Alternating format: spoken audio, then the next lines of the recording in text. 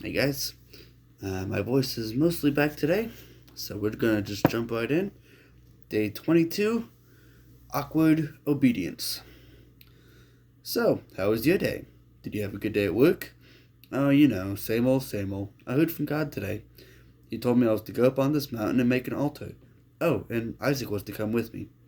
Anyway, we head out with a couple servants, and when we get to the foot of the mountain, I command them to stay there, and the boy and I would go to the top. We made the altar as directed, and you're going to love this part. I began to grab hold of our son, our only son, and I tied him to the altar. Of course, I could see a little bit of fear in his eyes, but I am his father, and he trusts me enough to know that I must know what I'm doing. So our son is tied to the altar. I raise my knife to begin the sacrifice, when suddenly, God is like, Abraham, stop! Don't do it! I breathed a quick sigh of relief, because I really didn't want to come back without your son and explain what happened, but God had told me to do something, so I had to obey. Anywho, we look up and see a ram who had gotten his horns stuck in some thicket. So I quickly untied Isaac, and together we completed the sacrifice. I bet you can imagine as well as I can the expression on Sarah's face as Abraham recalled this story.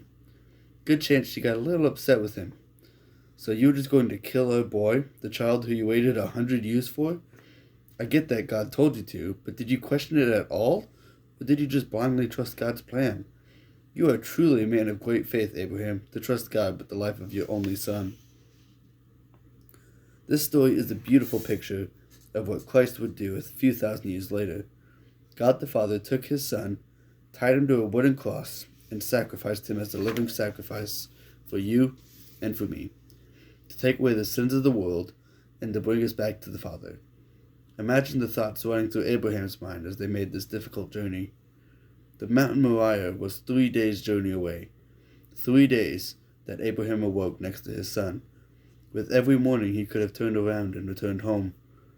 He could probably see the excitement on Isaac's face as he was getting ready to watch his father sacrifice to God, all the while knowing this could be his last adventure. But he continued, knowing God had a plan bigger than himself.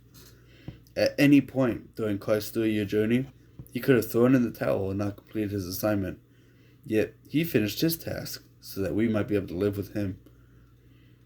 Has God ever asked you to do something so unbelievable that you have no option but to trust him? Maybe it's time for you to do what he has instructed, because he can see the end of the story, and he knows what steps you need to take to get to that point. Thank you guys for continuing with me on this journey, and I'll see you tomorrow.